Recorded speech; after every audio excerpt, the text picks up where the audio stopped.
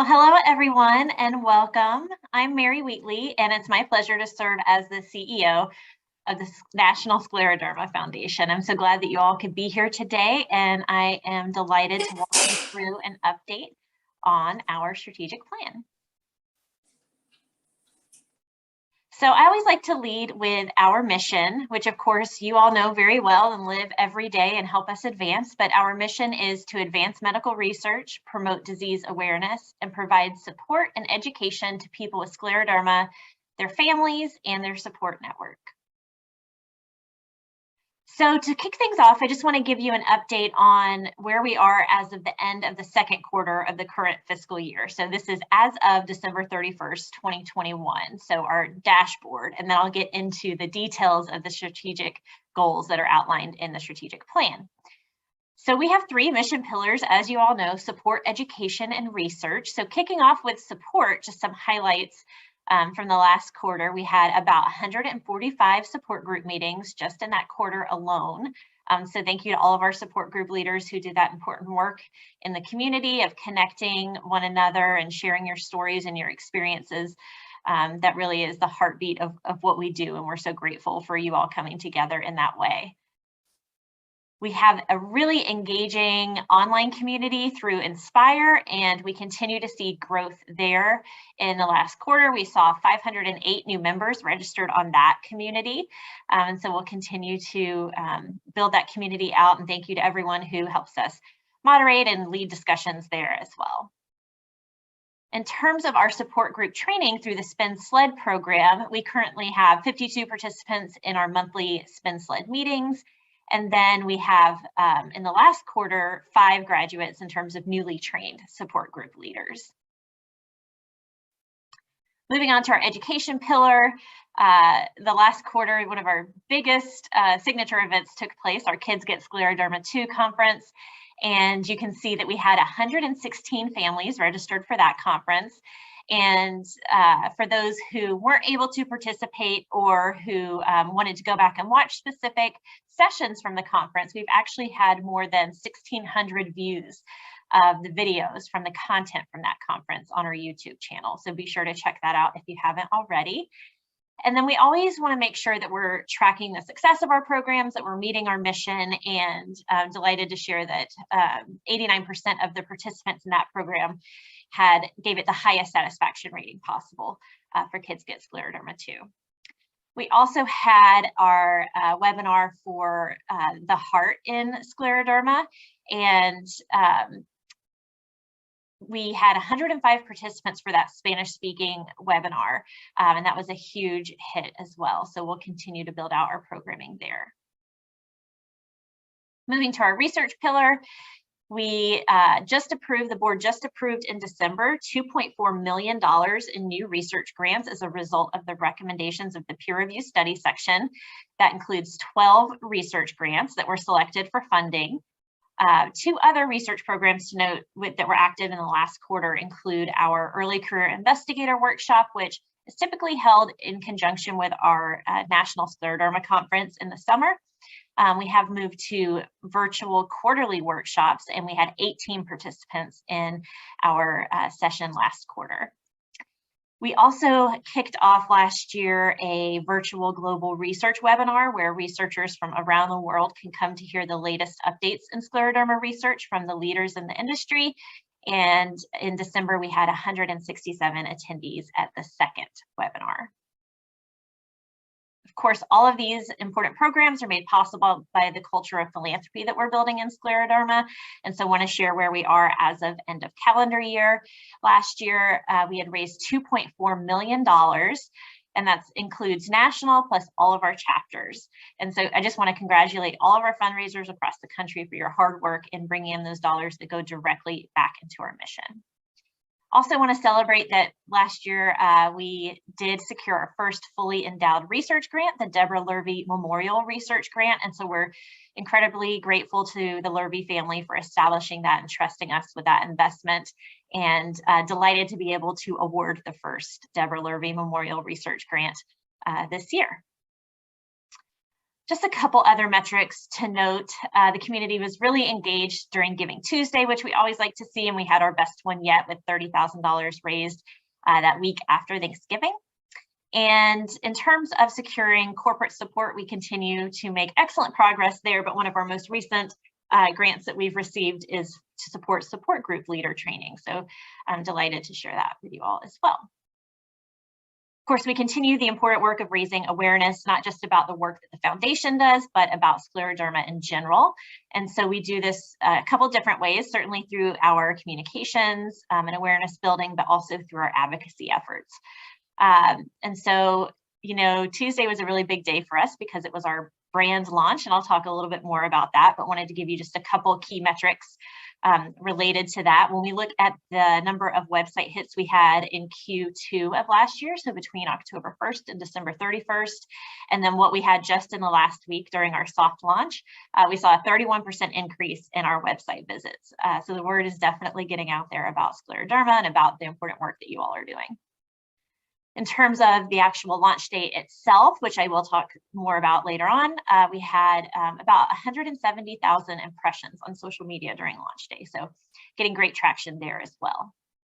In terms of our advocacy efforts, we did an action alert in November, and we'll be doing another one soon, reaching out to members of Congress to encourage them to include $5 million in the Department of Defense congressionally directed medical research program. And we had 431 responses from advocates, so that's really incredible. We had 34 Senate offices reached. So we'll continue to work on that and make sure that we're reaching every office and every member of Congress to make sure that they understand the importance of this line item.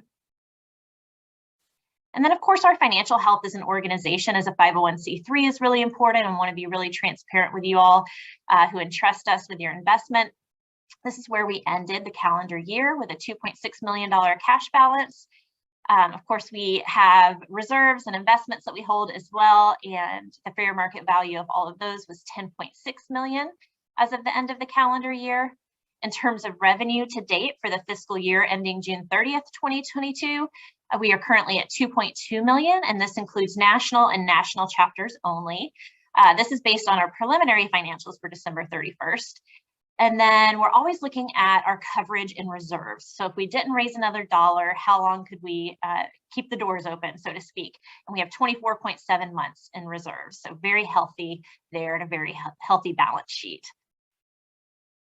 So moving more into the details of the strategic plan, I last gave you all an update in August.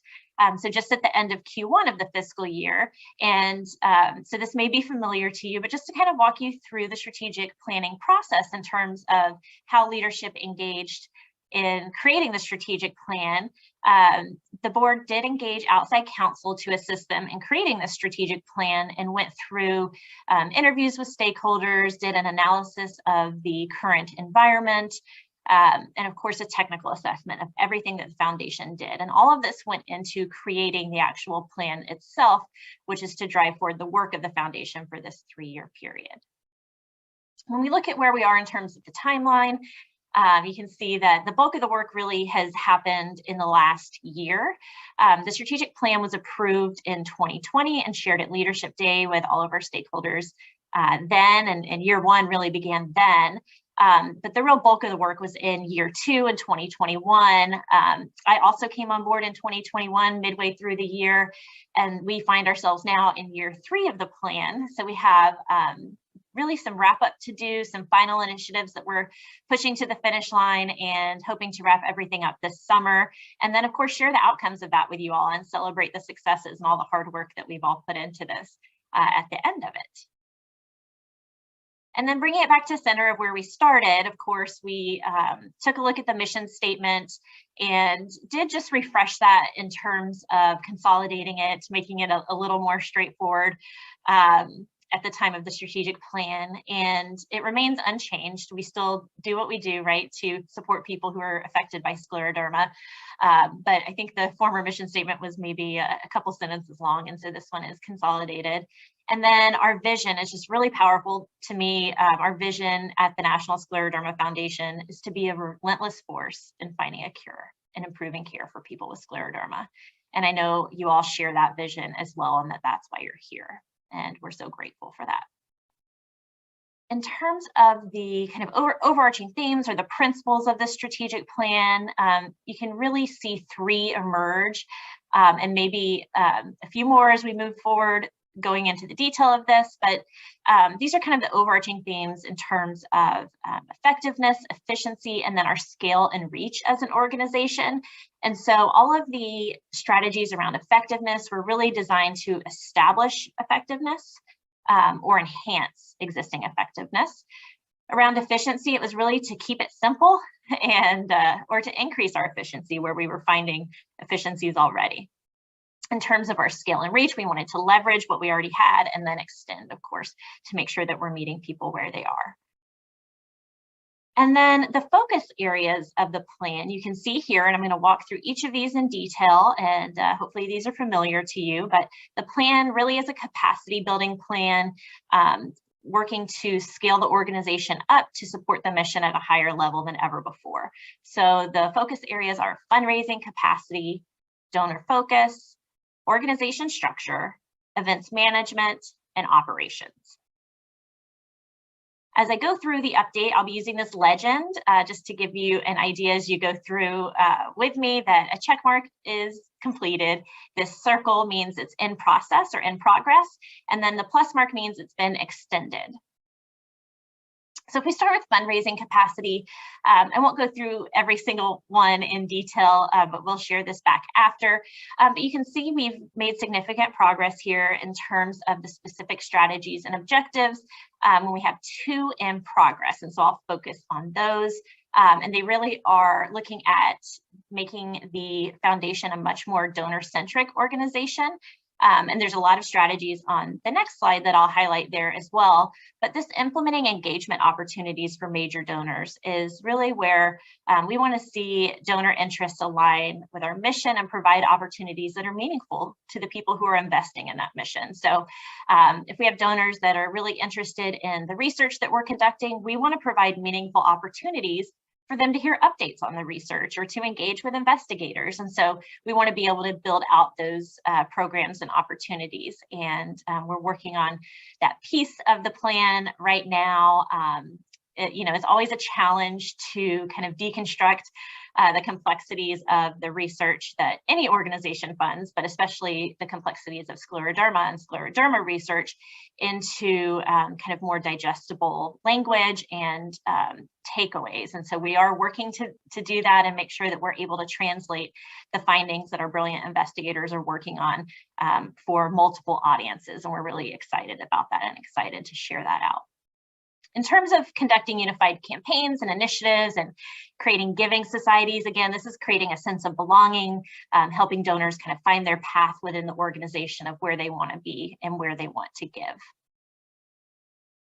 In terms of donor focus, again, made great progress here in terms of centralizing all of our donor records in our donor database. And again, that is part of our overall plan to become more donor-centric.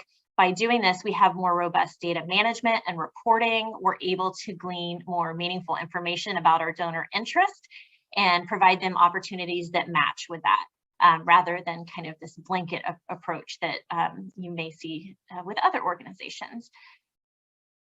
The places where we have kind of in progress are donor acknowledgement platforms.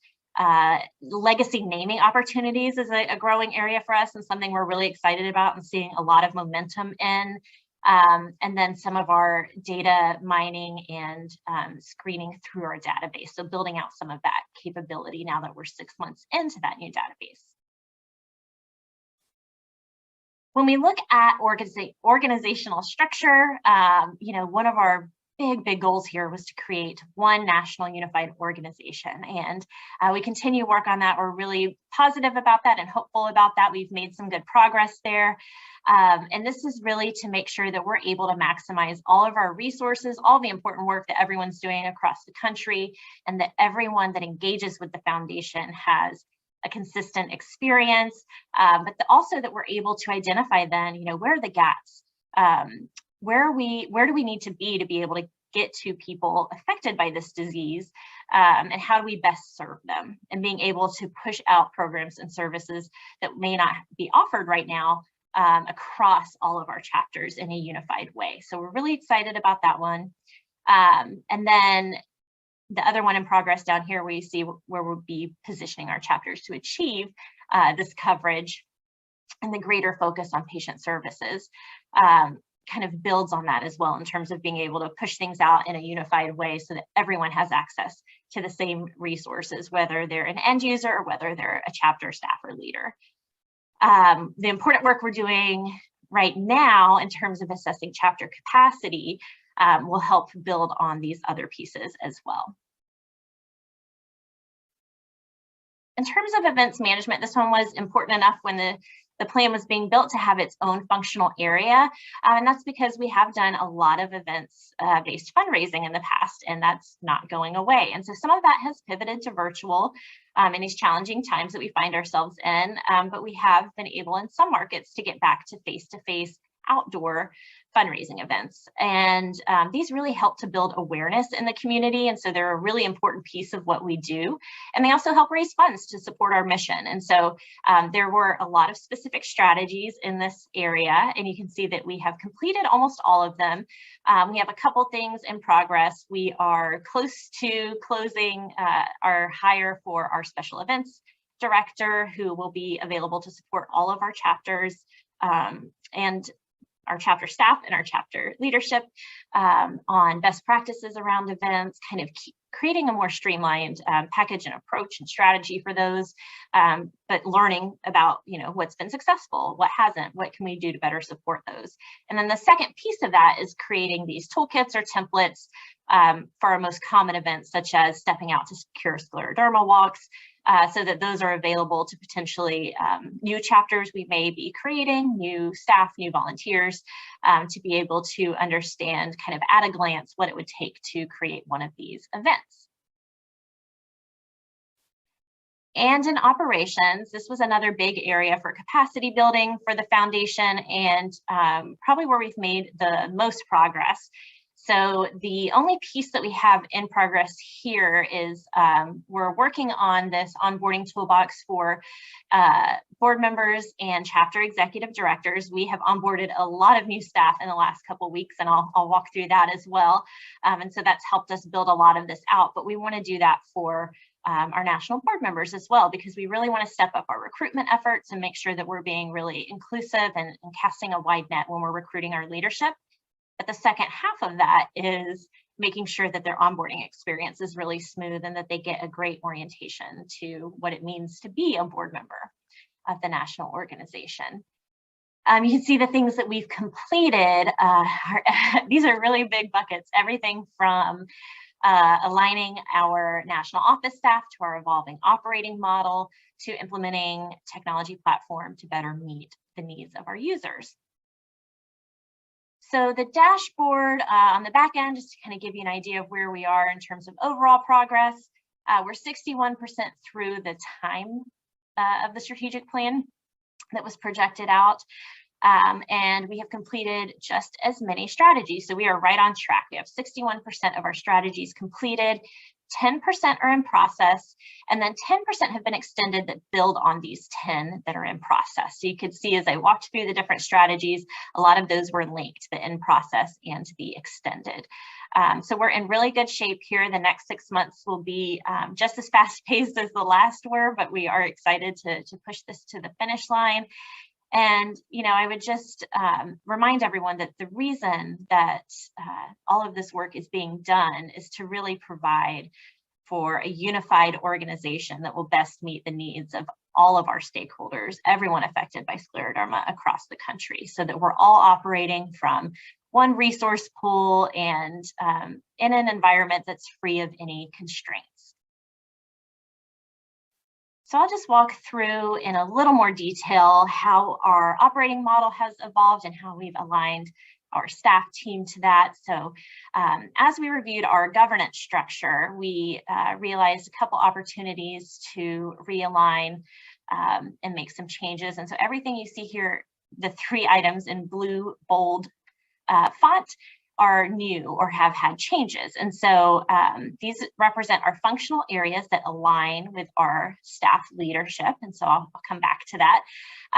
But the couple of things that we realized were there was a gap between our chapter leadership at the community level and the National Board of Directors. And so we created this chapter leadership council that has the chairs of every chapter represented on this council, and the council has a voting seat on the board. So it creates this, not only this nationwide network of chapter leadership, but it creates this great communication mechanism to the chapter community, to national, and vice versa. We also realized as we were looking at our structure that we do a great job of really including, and the leadership of the organization is made up by people affected by scleroderma. But we didn't have an overarching group that was really responsible for serving as the patient voice in priority setting and in our programming. And so we did create the Patient Advisory Board, and we'll be populating that this spring. We actually have an open call right now where people can express interest, and they'll have the opportunity to also rename themselves, but for lack of a better descriptor at the time, we went with Patient Advisory Board, and it's really meant to mirror the Medical and Scientific Advisory Board, which provides a medical and scientific, expertise and perspective. We really need the perspective and expertise of those who are actually living with scleroderma to provide that voice throughout the organization. So we're really excited about that as well. So I mentioned that these functional areas overlay with how we've organized our staff leadership team. And so you can see that here in terms of finance, fundraising, research, and chapters. And so we have finance, fundraising, mission, and chapters. So the 5 of us are your senior leadership team, and you should feel free to reach out to us at any time for anything you need. But we've done a lot of work to really build out this team for you all to support every aspect of what we do at the foundation. So many of you know Mike Hyde, who's our Chief Operating and Chief Financial Officer and supports all of our general and administrative functions. So he leads finance and accounting, and communications is also under his purview, as is HR. And then we have Jess Haas-Gruss, who's been with us for just over a year and is our Senior Director of Development and has done a great job building out her team. We went from, I think, 1.5 FTE in development to 4 frontline folks, and then, of course, 2 database managers. And then on the mission side, we've really built out a robust, cohesive mission delivery team. And Lisa Tobin just joined the team this week as our Senior Director of Mission Delivery. And she leads a staff of 3 who are each responsible for a pillar under the mission: education, research, and support. And then, of course, Ashley Pruitt is leading our chapter operations. She joined the team last week, so we've onboarded, I think, 6 staff in 90 days. And she works with all of our chapter executive directors and staffs the chapter leadership council. So there's a lot of continuity there. And we're really excited about the way that everything is aligned now. Hopefully, you've also noticed our new look, our new name, our new feel. The board actually approved about a year ago moving to the National Scleroderma Foundation, and rolling this out in the brand launch this week was very thoughtful and very strategic in terms of timing in the new year, with the new website, with a new logo, all of those things, meant to really draw attention to, of course, the important work that we're doing at the foundation, but also to draw attention to scleroderma itself. And so our hope is that by raising awareness about the disease, that we can lead to earlier diagnosis and earlier treatment for people who are affected by the disease. And this will lead to better outcomes for these people. So this is a great opportunity for us. This is just the beginning. This is just the announcement of it. And so this will be an enduring effort over the next several months leading up to Awareness Month and Awareness Day in June. So hope you all be engaged with that and engage with the content that we're putting out there to the community. This is directed specifically to people who may be experiencing symptoms, as well as people who are responsible for diagnosing and treating people with symptoms. So really excited about this initiative. which did include a rollout of a brand new website that soft launched last Monday, and then is now officially launched as of Tuesday. We've been pushing people there and seeing really great increase in numbers of website hits. If you haven't already, I hope you take some time to really walk through the new site. It's designed to take you through the experience of someone affected by scleroderma in terms of first understanding the disease, understanding what treatments are available, how to live well with scleroderma, and then how to engage with the organization as a researcher, an advocate, or a donor. And we have really robust tools and resources that we've built out, whether you need to find a research and treatment center near you, or a support group, or your local chapter. All of those resources are really built out a lot better on the site, and so we're excited for you guys to dig in and learn more about that. So I'll pause here and just thank you all so much for your support of the foundation, for doing what you do every day to advance our mission. We're so grateful for you, and on behalf of the staff and leadership of the foundation, wish you all health and happiness in the new year. I am happy to take questions, and I'm going to stop screen sharing so I can see people's faces. I'll also share that this is being recorded, and we'll post it and share the slide deck as well, which has much more detail on the key milestones as well as some resources linked on Inside SF. So with that, I am happy to take any questions that anyone may have.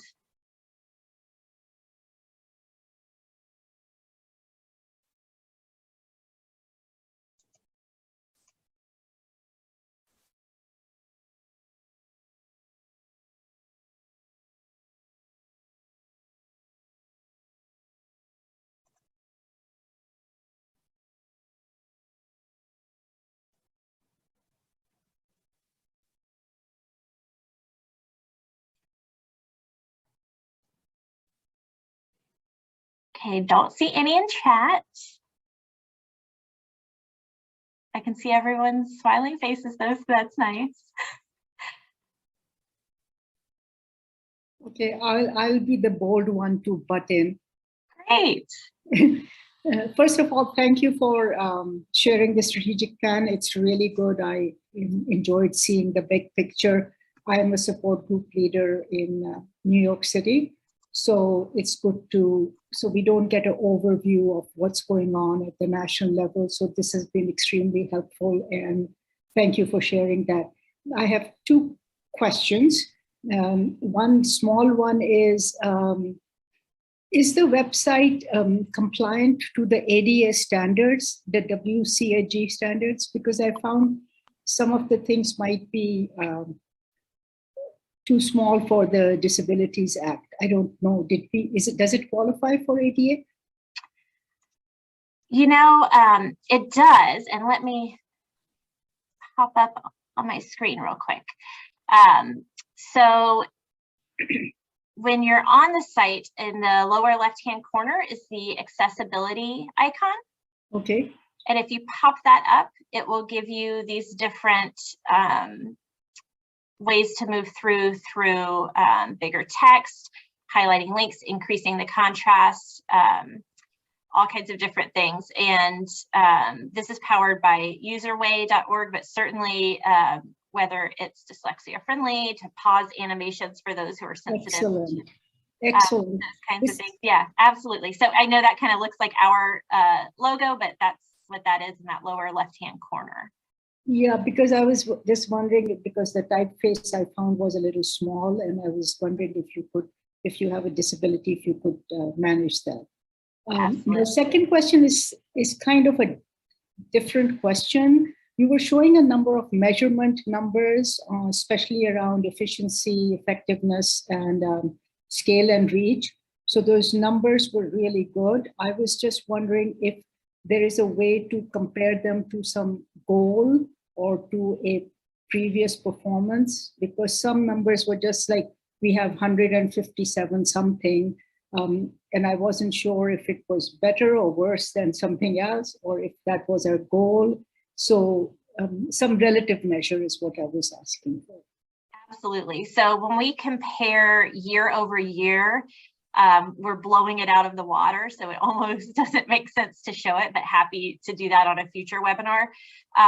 When we look at the last update I gave, that is available on Inside SF. So when we do quarter to quarter, it's much more comparable in terms of showing progress, but it also is dependent on the activities that year. So for example, if we look at Q1, which is, July, August, September, the philanthropy efforts during that time don't include Giving Tuesday and year-end giving. And so Q2 is going to be inflated if you look at it in that perspective. So year over year is better. I think it'll be better to almost use this as a baseline going forward, because it is just leaps and bounds over what we've done in the past.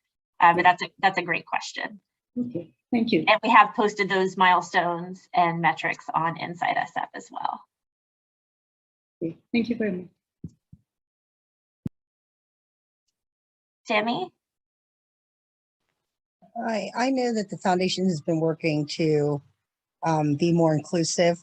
Is there going to be any specific information listed on the website for BIPOC community? Yeah, I think that's a great idea. I don't know what the specific content plans are. I know like the support group is listed right now, but in terms of content directed at that target audience, I think that's something we really need to build out and get a working group around. But I love that idea. I think that's really important. The board was just discussing at their December meeting, the importance of inclusion in the broadest aspects. And so that was certainly a focus of theirs. They've also talked about it a lot in terms of leadership development and the leadership pipeline, and making sure that we're reaching out to that community for future leaders for the organization as well. So I'll follow up with you on that. Okay, thank you. Mm-hmm. Right now, I think the content is limited to African Americans affected by scleroderma, and so we need to broaden that.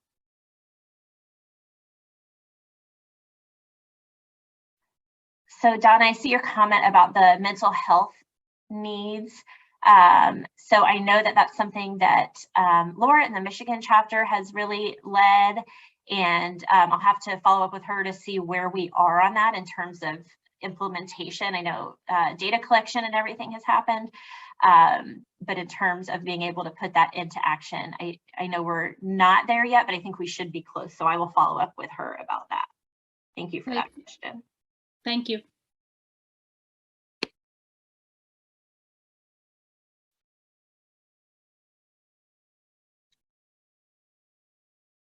Other questions about the strategic plan or the foundation or where we are?